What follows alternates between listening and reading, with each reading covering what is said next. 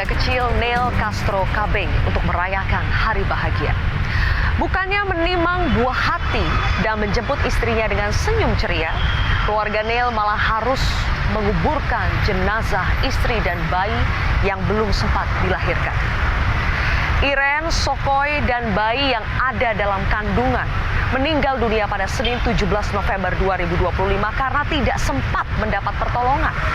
Tidak cuma satu rumah sakit, Iren harus berpindah-pindah 4 rumah sakit dalam kondisi kontraksi hebat sejak Minggu siang. Miris, tak satu pun dari 4 rumah sakit, RSUD Yowari, RS Dian Harapan, RSUD AB Pura, dan Rumah Sakit Bayangkara yang memberikan pertolongan medis kepada Iren karena berbagai alasan.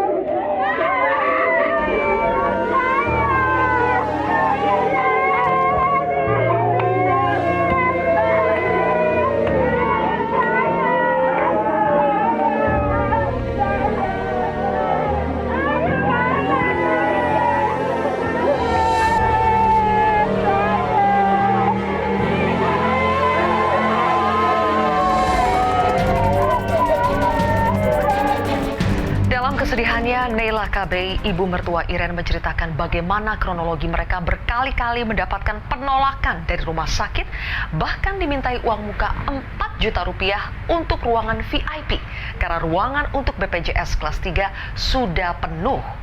Kalau di Dian Harapan, memang dong bicara itu saja, memang tidak bisa. Baru masuk begini, dong bilang tidak bisa, jadi sudah. Jadi mama berdiri di depan pintu IGD gitu ya? Iya.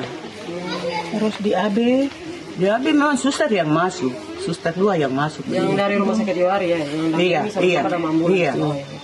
Begini, aduh mama, dong tidak terima. Tidak tahu tidak. Juga alasannya kenapa? Tidak cari apa-apa. Saya bicara sama suster, ini kamu punya tugas. Mama marah karena dari sana tolak, di sini lagi tolak. Ini kamu punya apa? Kamu harus yang ini, bukan mama yang masuk mau bicara dong. Sudah dari situ, tuh subaku ribut habis ke Bayangkara lah. Dari Bayangkara kah? Iya. Dari Bayangkara ke AB tolak lagi. Dari Bayangkara? Dari AB ke Bayangkara. Dari AB ke Bayangkara. Iya. Bayangkara tolak itu besok makan 2. Iya. Ibu, izin Bayangkara dong bilang kalau ada uang tuh ini. Dalam sebuah wawancara, Abraham KB, bapak mertua Iren, mengatakan mereka sudah memohon agar rumah sakit menolong dan berjanji akan melunasi biaya rumah sakit kemudian.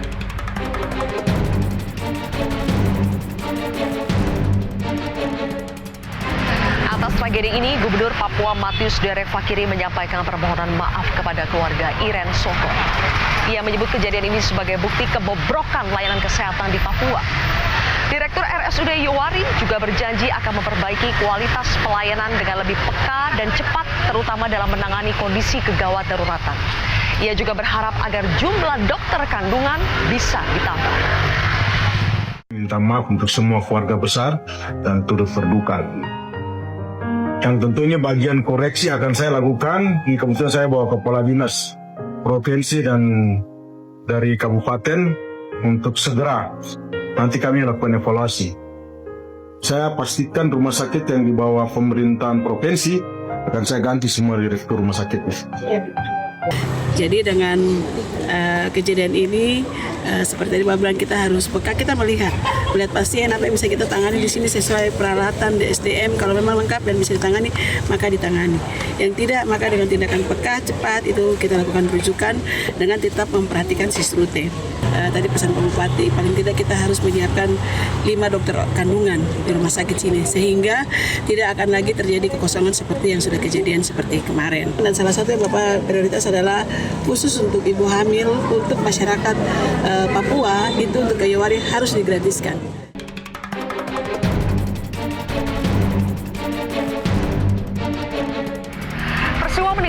Iren Sokoi dan bayinya ini pun terdengar hingga ke telinga Presiden Prabowo Subianto. Presiden memberikan perintah langsung kepada Menteri Dalam Negeri Tito Karnavian untuk segera melakukan audit internal untuk rumah sakit negeri dan swasta yang ada di wilayah Papua. Ya, Seperti apa, Pak? saya melapor pada beliau. Jadi antaranya itu perintah beliau untuk segera lakukan perbaikan audit, dan saya sudah nyampaikan saya sudah komunikasi dengan gubernur melakukan audit internal masalahnya di mana. Kemudian Menkes dan saya sudah komunikasi, Pak Menkes hari ini dan dari Kemendagri hari ini juga turun ke Jayapura untuk melakukan audit. Penolakan pasien oleh rumah sakit seperti yang dialami Iren Sokoi dan bayinya bak lagu lama yang diputar setiap masa. Kisah tragis keluarga Iren seperti mengulang kejadian yang sama pada tahun 2023. Kurnaisih di Kabupaten Subang, Jawa Barat, dan Eva di Kabupaten Luwu Utara, Sulawesi Selatan. Kedua ibu malang ini harus kehilangan nyawa bersama bayi dalam kandungan mereka karena tidak mendapatkan layanan kesehatan yang memadai saat menuju proses persalinan.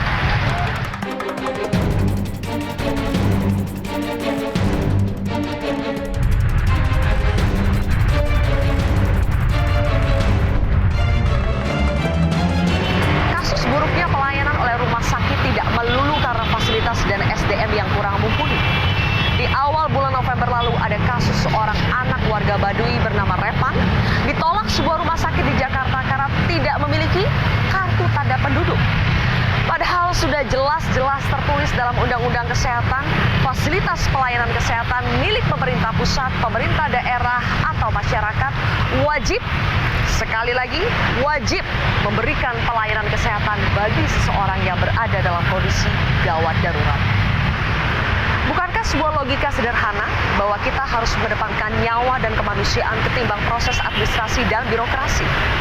Akankah kasus Iren Sokoi dan bayinya menjadi sumbu yang menyalahkan pembenahan menyeluruh dalam proses tata kelola rumah sakit, SDM, sistem rujukan, maupun layanan peserta BPJS Kesehatan?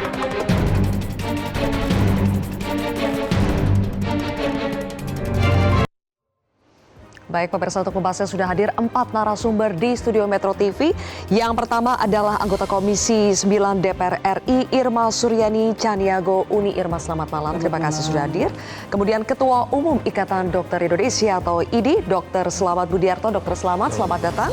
Kemudian juga ada di sebelah kiri saya, yaitu ada pakar jaminan sosial Profesor Hasbullah Tabrani. Prof. Hasbullah, terima kasih sudah hadir. Selamat malam. Mbak. Dan juga anggota Ombudsman Republik Indonesia Robertna Endi Jaweng. Bang Endi, selamat malam. Terima kasih sudah hadir. Dan pemirsa sudah bergabung melalui sambungan Zoom Metro TV, yaitu adalah suami dari mendiang Iren Sokoi, Bapak Neil Castro KB. Selamat malam, Pak Neil. Ya, baik, selamat malam. Baik, Pak Neil, sebelumnya kami dari tim kontroversi Metro TV turut berduka cita atas kehilangan yang dirasakan oleh Pak Neil dan keluarga. Dan kami juga mengucapkan terima kasih karena Pak Neil telah bersedia memenuhi undangan Metro TV. Pak Neil, setelah tragedi ini mendapatkan sorotan yang begitu luar biasa dari masyarakat di seluruh Indonesia sampai ke Presiden Prabowo Subianto juga, apa ungkapan hati yang ingin Pak Neil sampaikan?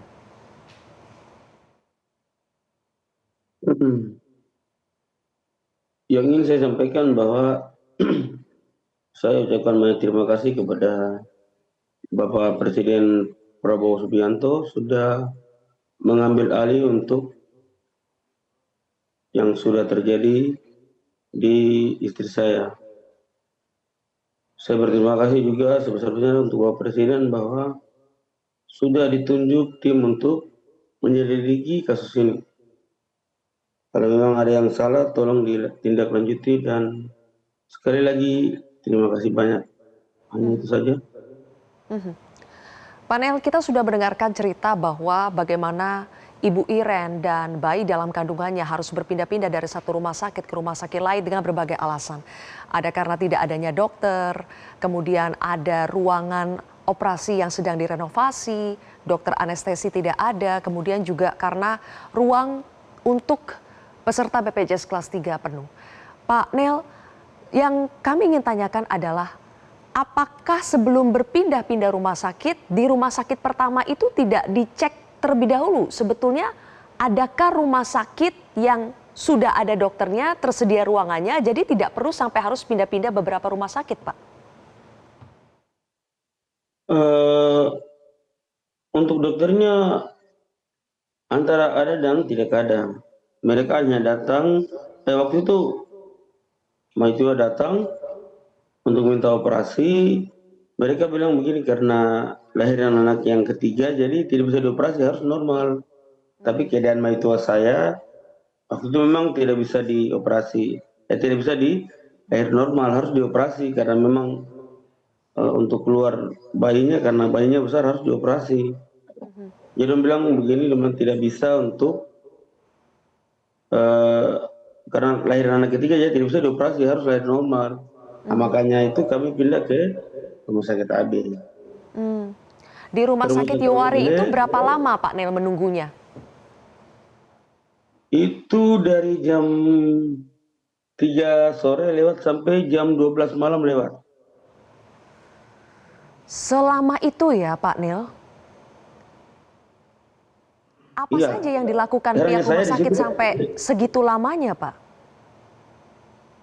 Itu mereka ada bantu sedikit, tapi yang saya lihat tidak membantu, justru menyulitkan istri saya waktu itu. Jadi kakak perempuan saya dengan bapak saya bilang ini sudah terlalu setengah mati dengan dia punya pernapasan. Jadi harus dilakukan operasi segera. Terus setelah itu mereka bilang dokternya lagi keluar, jadi tidak bisa operasi di sini. Jadi kita minta rujukan waktu itu.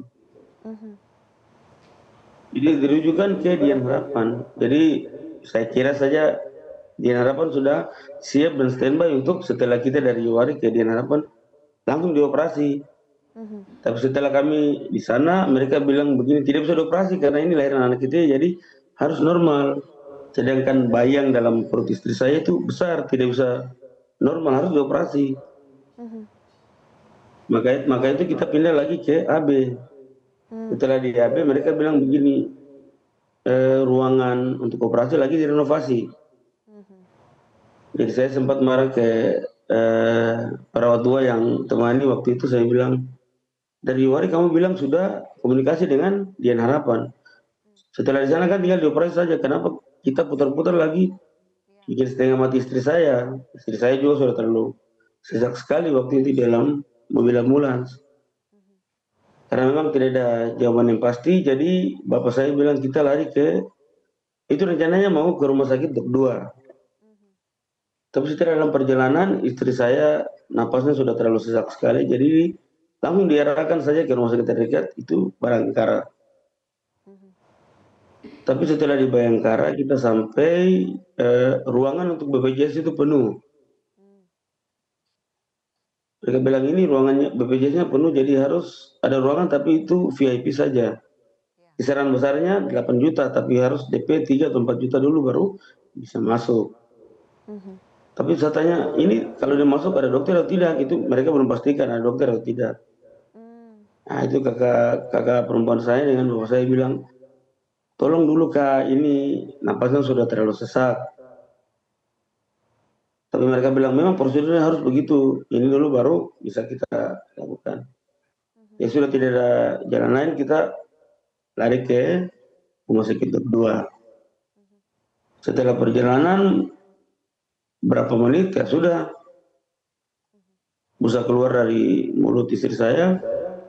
Suster yang temani 2 orang itu bilang tidak bisa kita lari ke Dok 2 karena jauh sekali, harus balik ke Bayangkara. Dalam perjalanan Bayangkara ke Bayangkara ya sudah, napasnya sudah tidak ada waktu itu. Baik. Pak Nel, sekali lagi kami turut berduka cita atas apa yang Pak Nel alami. Kita harus jeda dulu, pemirsa, nanti saya ingin minta tanggapannya dari para narasumber yang ada di studio. Kita jeda terlebih dahulu, tetaplah di Kontroversi.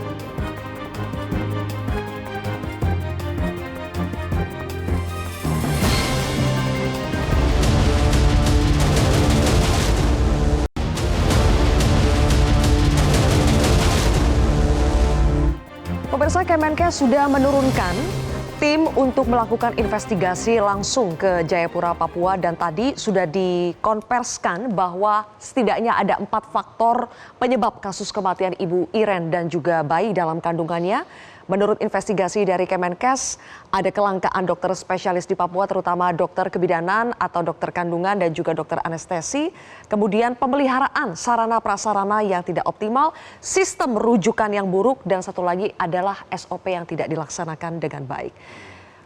Uni Irma, kenapa keempat hal ini bisa terjadi dan apakah ini adalah potret umum layanan kesehatan khususnya di wilayah 3T?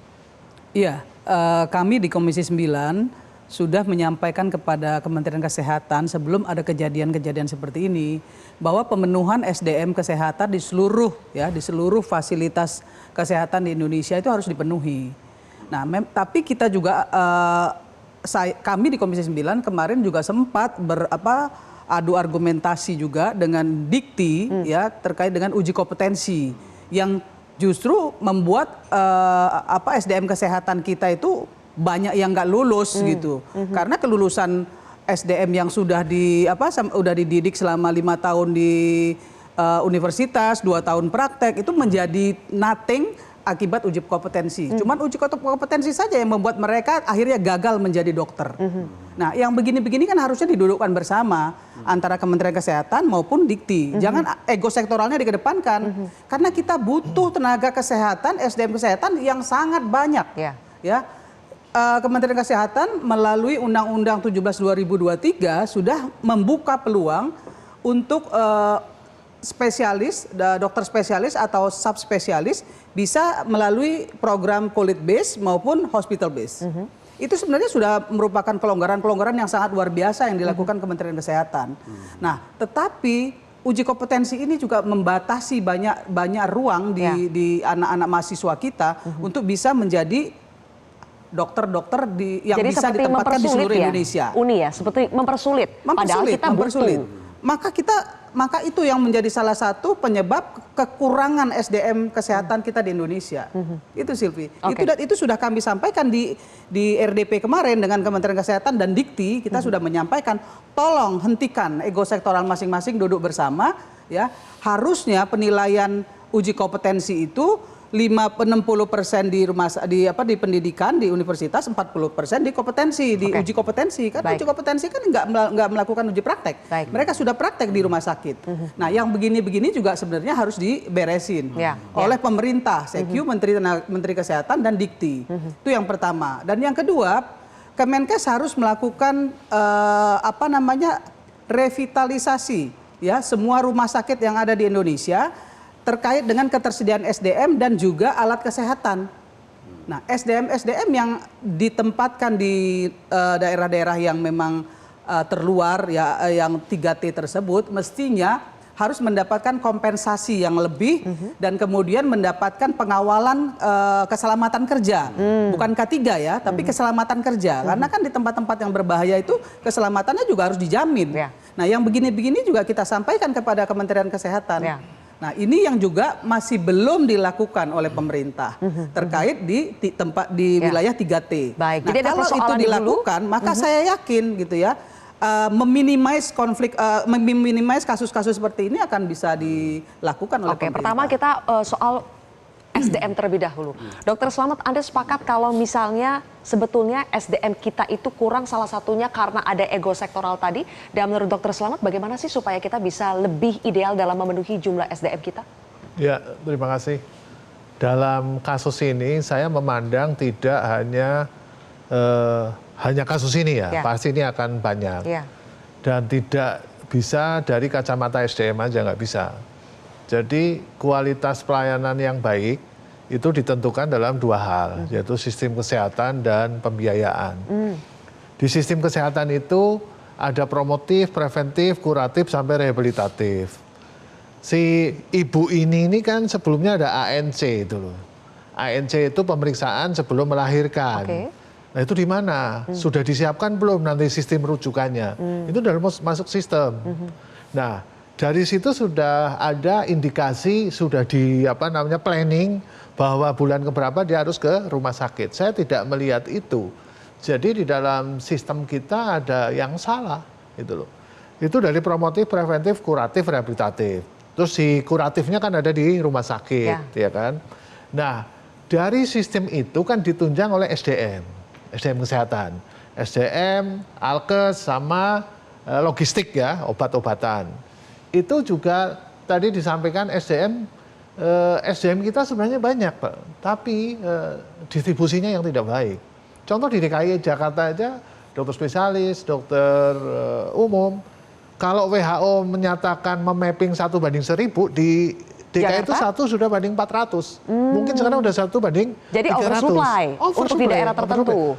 Maldistribusi. Oke. Nah, saya melihat anggaran di Kementerian Kesehatan, alokasinya yang ke SDM kesehatan sangat kecil. Kalau nggak salah sekitar 3 triliun.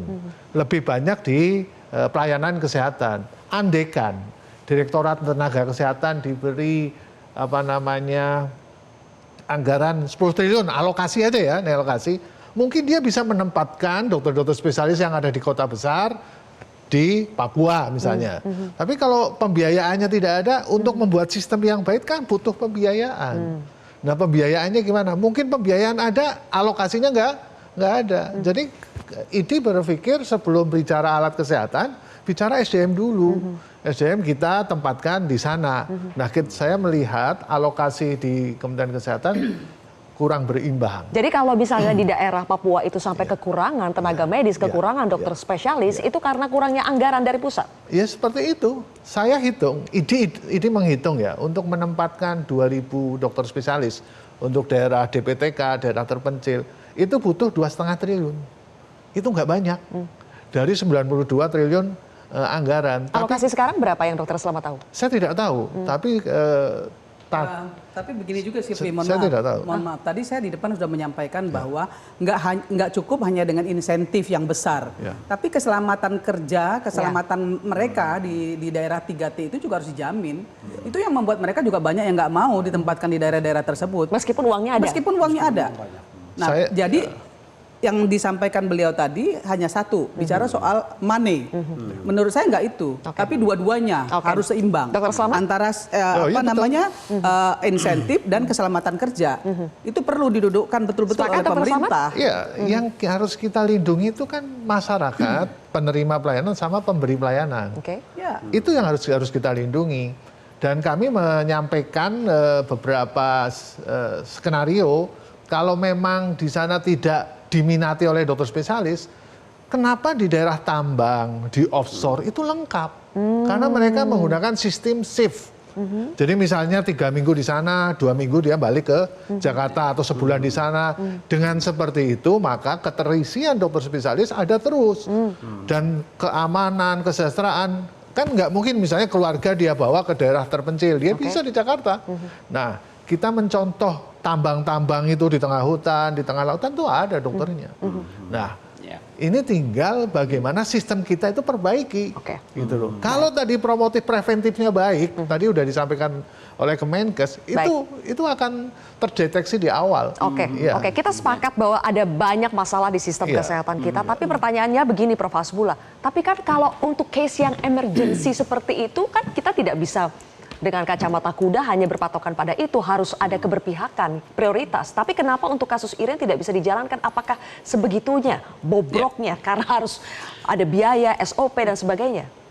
Ya, pertama-tama saya turut duka cita ke panel. Mudah-mudahan ini adalah kasus tumbal terakhir untuk kita bisa merombak, memperbaiki sistem kesehatan. Tadi disampaikan ada SOP tidak dijalankan.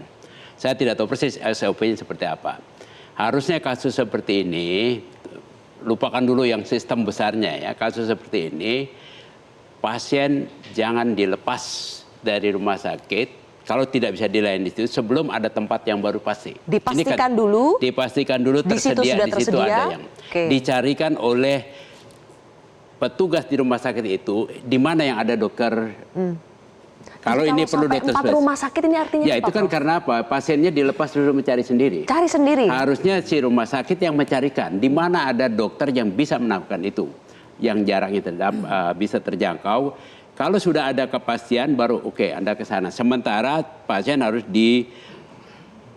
dirawat, dilayani di rumah sakit. Meskipun tidak ada tempat dia di sofa, yang penting tanda-tanda vital harus dijaga dulu. Ya, jangan sampai dia dilepas, pasien tidak punya pengetahuan apapun untuk itu. Jadi harus tetap diberikan bantuan ya. Bantuan dulu di situ. Ya, duit belakangan. Karena itu harusnya negara yang punya tanggung jawab.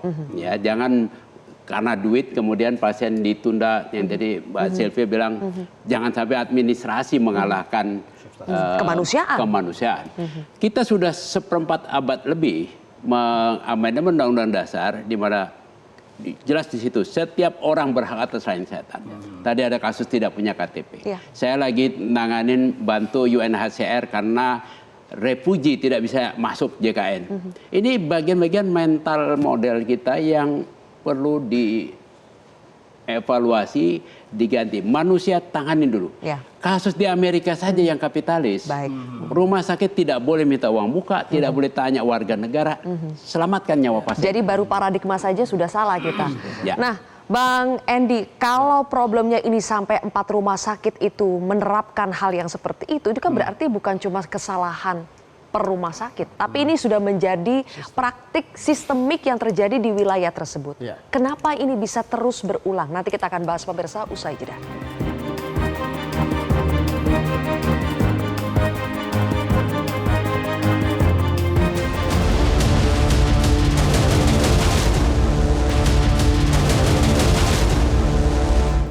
Sebagai lembaga pengawas pelayanan publik, Bang Endi Jaweng, bagaimana Ombudsman melihat ternyata ini bukan hanya persoalan 1 rumah sakit, 2 rumah sakit, tapi sudah menjadi persoalan sistemik. Siapa yang paling bertanggung jawab atas persoalan sistemik ini? Ya, Sylvia, sepanjang 2025 ini, Ombudsman sudah menerima sekitar 1.519 laporan di bidang kesehatan. Nah, salah satunya lah terkait penolakan seperti ini. Ini kita bicara 1.519. Yang lapor. Kasus. 1.519 kasus. Iceberg. Ya, yang muncul jadi viral kan ini. Sebelumnya di Sumatera Barat, sebelumnya di Bangka Belitung. Baru tahun ini semua itu. Dan sebagian adalah soal penolakan pasien. Beberapa yang coba kita lihat rantai prosesnya ya. Beberapa alasan sangat kasuistis sebenarnya, Prof. Pertama adalah soal tadi itu, sistem rujukan. Kita sudah punya sisrute. Tapi coba lihat kasus yang tadi itu. Sisrutenya nggak berlaku sama sekali nih, Pak. Sama sekali tidak. Ini konvensional banget nih. Bahkan kemudian yang diminta untuk mencari rujukan tuh ya pasien keluarga sendiri. Gitu kan. Nah, mestinya diwajibkan bahwa sistem rujukan itu hanya akan dilakukan kalau sudah terkonfirmasi. Jadi rumah sakit yang jadi tempat rujukannya itu sudah ada konfirmasi untuk menerima. Kalau saya lihat ini tampaknya tidak ada komunikasi ini. Jadi dia ke AB Pura juga tidak ada konfirmasi, lalu kemudian ke Bayangkara juga sama dan sebagainya. Jadi kemudian pasiennya itu kemudian harus mencari sendiri. Bahkan Sylvia, untuk ambulans dan sopir saja itu baru muncul karena perwakilan kami kemudian melakukan investigasi, itu baru muncul 1:30 pagi loh. 1:30 pagi. Coba bayangkan. Satu. Kemudian kedua adalah dari kasus ini juga kita lihat bahwa tampaknya soal administratif itu jauh lebih dominan ketimbang substantif. Padahal kan kesehatan itu sederhana hukumnya. Keselamatan rakyatlah hukum tertinggi dalam pelayanan publik. Kalau begini ini enggak. Ini tragedi kemanusiaan seperti ini tidak menempatkan bahwa keselamatan rakyat itu sebagai hukum tertinggi. Betapa kemudian urusan duit, urusan penjaminan itu menjadi pintu depan.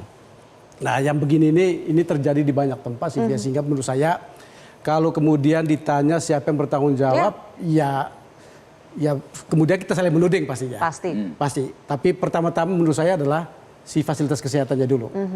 Ini harus bertanggung jawab pertama. Tentu kemudian kalau ditarik ke atas, berarti harus ke pemerintah pusat dan sebagainya. Ada banyak pemangku kepentingan di situ. Ada Kementerian Kesehatan, ada BPJS Kesehatan dan sebagainya, dan juga mungkin kita juga yang terkait pengawasan dan sebagainya juga harus memang di ini. Tetapi dari semua ini saya melihat gini, Prof. Selalu pendekatan kita itu kasuistik. Sistemiknya jarang sekali. Misalnya tadi itu, gubernur menyampaikan, nanti saya akan berhentikan direksi. Nggak akan selesai. Siapapun yang akan di situ, kalau kemudian sistemnya tidak dibenahi, bahkan dari yang sangat sederhana terkait sistem rujukan, ini akan berulang terjadi. Meskipun Prof tadi berharap ini mudah-mudahan kasus terakhir. Ya, mudah-mudahan. Tapi kalau lihat tren sih, Prof, ini angka ribuan ini dengan penolakan pasien sebagai kasus dominan, boleh jadi akan terus berulang. Dan ini pasti fenomena gunung es yang tidak tampak itu lebih banyak lagi. Dan itu menjadi masalah fundamental karena fundamental sistem kita ini tidak dibangun berbasis value tertentu. Bahwa semua petugas harus memahami nyawa pasien itu harusnya jadi utama. Administrasi belakangan. Dan pemerintah harus berani menjamin. Jangan pemerintah bilang, wajib semua, nggak boleh dilarang pasien diangkat, terus siapa yang mau bayar? Ya bukan juga, apalagi kalau rumah sakit swasta. Kalau rumah sakit pemerintah ya memang sudah dibayar oleh uang rakyat. Jadi oleh pemilik rumah sakit itu sebetulnya. Tapi kalau rumah sakit swasta, ya pemerintah harus ada aturan.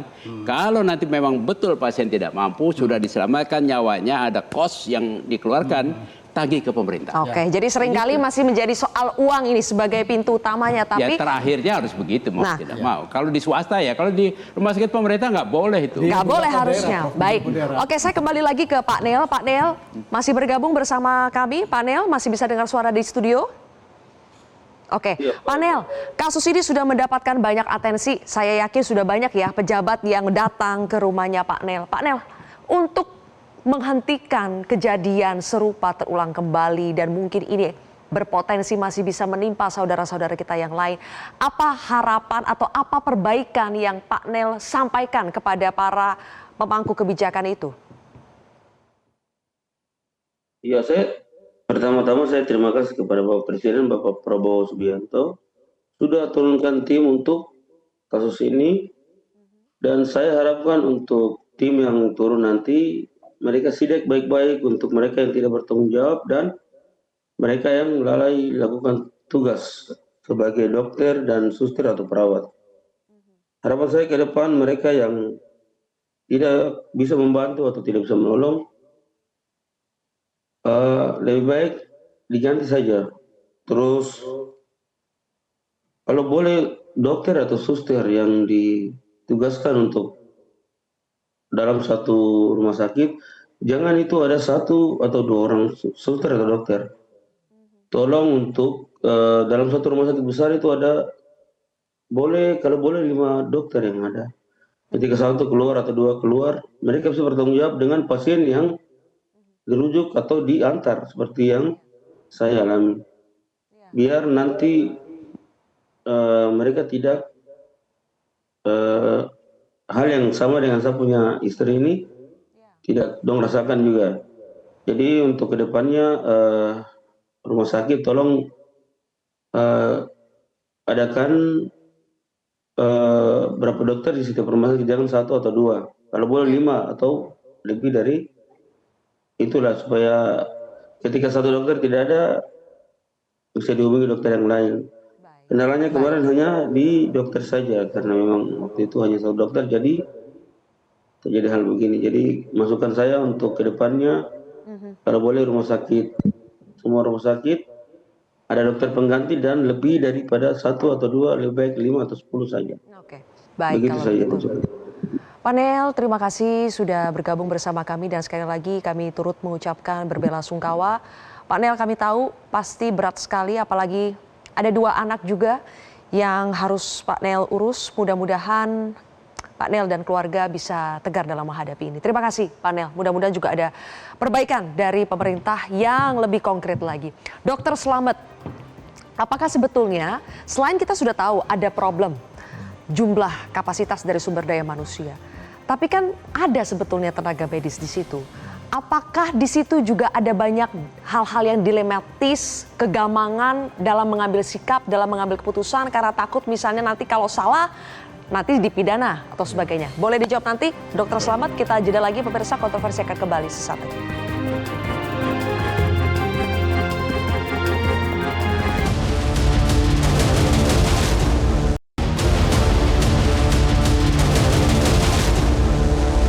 Dalam kondisi emergensi, pemirsa, masih ada tenaga medis di rumah sakit yang seolah gamang, takut, lamban, bertele-tele dalam mengambil keputusan. Kenapa begitu, Dokter Slamet? Ya, sumpah dokter kami menyatakan bahwa sejak pembuahan sampai meninggal itu kita harus menjunjung tinggi itu. Akan tetapi dalam sistem pelayanan kita ini kan Sekarang apalagi dengan kasus dokter anak di Bangka Belitung jadi tersangka hanya karena gagal menyelamatkan nyawa. Kemudian dokter kandungan di Kota Mobagu, kemudian ada beberapa, ini banyak yang tersangka sekarang. Yang dikhawatirkan ke depan, maka tenaga medis ini akan defense, dia akan hitung-hitungan apakah dia bisa menyelamatkan atau enggak. Kalau enggak bisa menyelamatkan, ya mungkin dia sebagai manusia, ya manusiawi, dia langsung rujuk bisa juga. Nah, tapi kembali lagi bahwa sistem ini harus segera diperbaiki, kondisi gawat darurat, kondisi tenaga medis sudah menyelamatkan manusia atau sudah berusaha menyelamatkan manusia tapi meninggal, jangan dianggap sebagai kesalahan dulu, karena mens reanya kan tidak ada, iktikadnya kan kepengen menolong, tapi kan faktanya sekarang seperti itu tadi. Kasus terakhir itu Bangka Belitung sama Kota Mobagu. Jadi takut dipidanakan. Takut dipidanakan. Takut disalahkan. Iya. Kalau sekarang kan udah terlanjur salah nih, Bu Uni Irma. Kalau itu takut dipidanakan karena salah mengambil keputusan, kalau ini memang sudah salah. Jadi apakah yang seperti ini juga bisa dijerat Undang-Undang Kesehatan dengan pidana? Harusnya bisa. Karena ini merupakan kelalaian yang memang disengaja. Jadi di dalam Undang-Undang 17/2023 itu jelas kok ya, bahwa seperti yang Prof. Tabrani bilang tadi, bahwa kemanusiaannya dikedepankan gitu, uangnya dikebelakangkan, itu ada di Undang-Undang 17, itu yang pertama. Dan yang kedua, saya ingin menyampaikan juga bahwa kenapa sih dokter-dokter di negara tetangga, di Penang misalnya gitu ya, kok nggak ada yang takut melayani pasien? Ya, walaupun dalam kondisi seperti apapun mereka nggak ada yang takut, dan nggak pernah kejadian juga penolakan pasien gitu. Di Malaysia gitu kan, di negara-negara tetangga. Kenapa di kita ada gitu? Artinya apa? Mindset dari dokter-dokter kita ini juga harus dirubah, paradigmanya harus dirubah. Nggak boleh lagi mengedepankan kepentingan, hanya kepentingan money, kepentingan finansial, tapi sumpah dokternya juga harus ngejawantahkan sebagai bagian dari tanggung jawab mereka terhadap nilai-nilai kemanusiaan. Tapi apakah karena ada faktor tidak ada jaminan perlindungan kepada dokter kita? Saya tidak sependapat kalau hanya menyalahkan dokter. Sistem ini dan pembiayaan ini yang bertanggung jawab full kan pemerintah dan DPR. Itu harus segera dikemas yang baik, pembiayaannya harus cukup, sistemnya tadi dari Ombudsman menyampaikan sisrut itu antar rumah sakit, Pak. Tapi dari FKTP itu kan harus baik gitu. Nah, ini kan ada masalah. Dan Mbak, yang kita harus akui indikator kesehatan kita terutama ibu dan anak, kematian ibu dan bayi kita itu tertinggi. Salah satu negara tertinggi di ASEAN. Berarti? Nah, berarti itu butuh negara hadir. Kenapa di Penang nggak ada seperti itu? Karena negara hadir. Pembiayaan tinggi. Tenaga medisnya dilindungi. Ya, sekarang tinggal pemerintah dan DPR yang membuat regulasi yang baik. Pemerintah dan DPR. Oke. Terakhir dari Bang Endi dan juga Prof. Hasbullah. Jadi perbaikan signifikan yang harus diambil dengan cepat apa dari Bang Endi? Pertama begini, dari perspektif Ombudsman yang terjadi inilah maladministrasi, bukan sekedar malpraktek. Karena nggak ada prakteknya ini. Ya. Maladministrasi itu apa? Ada pengabaian kewajiban untuk mengurus pasien. Ada kelalaian. Ada inkompetensi, sistem rujukan tadi tidak berjalan, itu inkompetensi petugas dan sebagainya. Sehingga kemudian pertanggungjawaban administrasi itu harus dilakukan dulu sebelum kita bicara pidana. Kemudian kedua Mbak Silvi, saya pikir respon itu jangan hanya pernyataan, tapi harus ada tindak lanjut untuk mengaudit tuntas keseluruhan. Semua rantai proses sistem itu akan seperti apa. Dan bahkan kemudian komite akreditasi rumah sakit, KRS itu perlu juga masuk untuk melihat apakah akreditasi rumah sakit ini, karena gini, banyak akreditasi rumah sakit itu juga abal-abal. Ya. Termasuk pemenuhan SDMK tadi. Itu kemudian minjam dari mana-mana agar kemudian terpenuhi misalnya. Lalu kemudian setelah selesai orangnya pulang dan sebagainya. Nah, ini perlu untuk diakreditasi lagi, untuk dilihat bahkan menjadi basis ketika rekreditasi oleh BPJS. Ini bisa jadi pertimbangan. Oke, baik. Prof. Hasbullah? Ya, saya kembali lagi ingin melihat ini menjadi satu kasus terakhir. Mudah-mudahan. Dan oleh karena itu saya minta semua pihak, termasuk rumah sakit, coba mereview. Kalau ada tindakan-tindakan yang memang kurang paham, tidak sesuai dengan SOP, ya mari kita perbaiki. Kalau SOP-nya kurang, SOP juga nggak cuma SOP. Harus ada kontrol dari pemerintah, pusat sampai daerah, dijalani atau tidak. Ya, kalau nggak dijalani, mahal. Ya memang mahal, kesehatan mahal.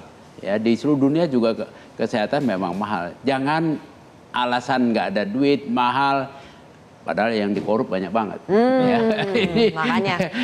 Ini lagi-lagi ke persoalan Tapi juga keberpihakan. masyarakat, pasien juga mesti sadar bahwa tidak dokter, rumah sakit tidak bisa menjamin nyawa seseorang. Jadi kalau ada kasus-kasus yang memang sulit atau memang sudah terlambat, ya harus bisa ikhlas. Jangan main menyalahkan dulu, jangan suuzon juga. Tapi juga jangan juga nerimo semuanya. Inilah uniknya di pelayanan kesehatan. Ya, mudah-mudahan kita jadikan ini sebagai pembelajaran untuk pembelajaran yang sangat mahal, tapi mudah-mudahan jangan cuma karena ada kasus ini saja karena viral. Ya, mudah-mudahan harus berkelanjutan. Terima kasih Bapak Ibu. Iya, terima kasih Bapak Ibu sudah bergabung bersama kita di Kontroversi. Pemirsa, sistem kesehatan akan disebut gagal jika tidak bisa memberikan pertolongan pada pasien darurat yang membutuhkan. Jangan sampai ada lagi nyawa yang hilang karena kebobrokan layanan kesehatan. Saya Zilvia Iskandar pamit undur diri. Terima kasih telah menyaksikan Kontroversi.